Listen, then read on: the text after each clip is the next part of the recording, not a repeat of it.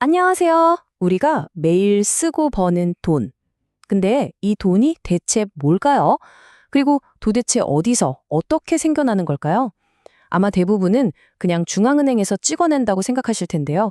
오늘 그 상식을 완전히 뒤집어보고 돈의 진짜 작동 원리, 그 숨겨진 이야기를 한번 파헤쳐 보겠습니다. 우리가 보통 돈 하면 뭘 떠올리죠? 맞아요. 지갑에 있는 지폐나 동전이죠. 그런데요, 그건 정말 빙산의 일각에 불과합니다.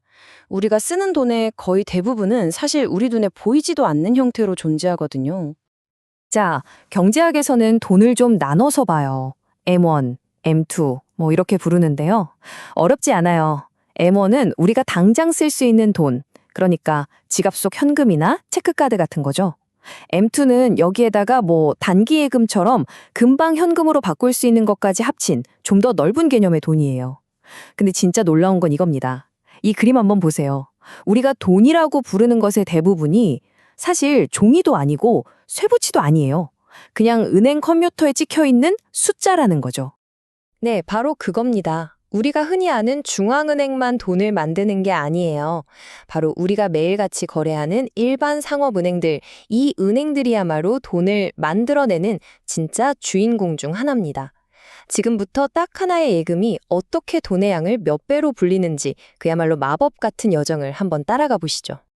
이 모든 마법의 핵심에는 지급준비율이라는 아주 간단한 규칙이 숨어 있습니다. 이게 뭐냐면 은행은 고객이 맡긴 돈을 전부 다 대출해 줄 수는 없고 혹시 모를 사태를 대비해서 일정 비율은 꼭 남겨둬야 한다는 뜻이에요. 바로 이 간단한 규칙 하나가 전체 금융 시스템에서 돈이 창조되는 과정의 출발점이 됩니다. 자, 이 과정이 어떻게 작동하는지 한번 같이 따라가 볼까요? 예를 들어 제가 A은행에 1,000만 원을 딱 예금했어요. 그럼 은행은 법으로 정해진 10%, 그러니까 100만 원은 놔두고 나머지 900만 원을 누군가에게 대출해 줄 수 있습니다.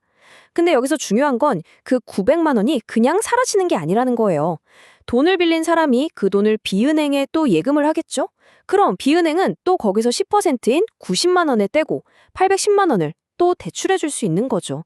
자, 지금 무슨 일이 벌어지고 있는지 보이시나요? 제 돈 1,000만 원은 A은행에 그대로 있는데 세상에는 900만 원, 810만 원 이런 식으로 새로운 돈이 계속 만들어지고 있는 겁니다. 이 과정이 계속 반복된다면 어떻게 될까요? 계산해보면 지급 준비율이 10%일 때 제가 처음 넣은 1,000만 원은 이론적으로 최대 1억 원까지 불어날 수 있습니다. 와, 무려 10배의 증폭 효과가 나타나는 거죠. 경제학자들은 이 놀라운 현상을 통화승수, 영어로는 머니 멀티플라이어라고 불러요. 방금 본 것처럼 지급 준비율이 10%일 때 왜 10배가 될까요? 돈의 10분의 1만 남기고 계속해서 대출해 줄 수 있기 때문이죠. 그래서 아주 간단하게 계산하면 1을 지급 준비율로 나눈 값이 바로 이 승수가 되는 겁니다. 그렇다면 이 모든 과정이 그냥 제멋대로 일어나게 놔둘까요?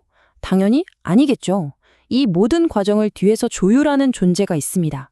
바로 중앙은행입니다. 중앙은행은 마치 거대한 오케스트라의 지휘자처럼 전체 금융 시스템의 빠르기와 음량을 조절하는 역할을 합니다. 중앙은행이 직접 쥐고 흔드는 돈을 본원통화라고 불러요. 이게 뭐냐면 시중에 돌아다니는 실제 현금과 은행들이 지급준비금으로 쌓아둔 돈을 합친 겁니다. 그러니까 중앙은행은 바로 이 본원통화, 즉 돈의 씨앗 양을 조절해서 시중은행들이 이 씨앗을 가지고 얼마나 많은 열매를 맺게 할지 결정하는 거죠. 이 지휘자는 몇 가지 중요한 지휘봉을 가지고 있습니다. 가장 대표적인 게 공개시장 운영인데요. 말이 좀 어렵죠. 쉽게 말해서 중앙은행이 시중은행들한테서 국채 같은 걸 사들이는 거예요. 그러면서 그 대가로 새로운 돈을 찍어서 주는 거죠. 이렇게 직접 돈의 씨앗을 뿌리기도 하고요. 아니면 재할인율이나 지급준비율 같은 규칙 자체를 바꿔서 은행들이 돈을 불리는 게임의 룰을 조절하기도 합니다. 자, 지금까지 좀 복잡한 얘기를 한 것 같은데 그래서 돈이 이렇게 만들어지는 게 우리 사는 거랑 도대체 무슨 상관이냐고요? 아주 직접적인 상관이 있습니다. 바로 인플레이션, 즉 물가 상승 문제와 직결되거든요. 경제학의 아주 고전적인 이론 중에 화폐 수량설이라는 게 있어요. 이 공식 MV는 PY, 복잡해 보이지만 핵심은 정말 간단합니다. 우리나라에서 생산되는 모든 물건의 양은 그대로인데 시중에 돌아다니는 돈의 양만 2배로 늘어났다고 상상해 보세요. 그럼 어떻게 될까요? 그렇죠. 물건 값만 2배로 뛰는 겁니다. 이게 바로 돈의 양이 늘어나면 물가가 오르는 가장 기본적인 원리예요. 옛날 경제학자들은 한 발 더 나아가서 돈은 그저 배일에 불과하다고 생각했어요. 돈은 중립적이라는 건데요. 만약 정부가 돈을 2배로 찍어서 모든 사람 월급을 2배로 올려줬다고 쳐요. 와, 처음엔 너무 좋겠죠? 하지만 금방 모든 물건값도 2배로 오를 겁니다. 결국 내가 월급으로 살 수 있는 사과의 개수는 똑같아요. 이처럼 돈의 양을 바꾸는 건 일자리나 생산성 같은 진짜 경제에는 아무 영향을 못 주고 그냥 가격표의 숫자만 바꾸는 게임이라는 생각이죠. 하지만 돈의 양이 영향을 미치는 건 물가뿐만이 아닙니다. 돈을 빌리는 값, 바로 이자율에도 아주 재미있는 서로 정반대되는 두 가지 영향을 동시에 미칩니다. 이 상반된 효과의 비밀을 풀 열쇠는 바로 피셔 방정식에 있습니다.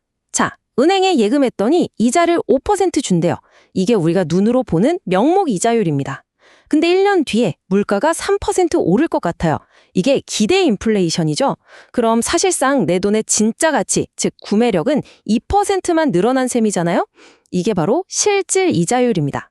그러니까 우리가 보는 이자율 안에는 미래 물가가 오를 거라는 예상이 이미 다 녹아 있다는 뜻이에요.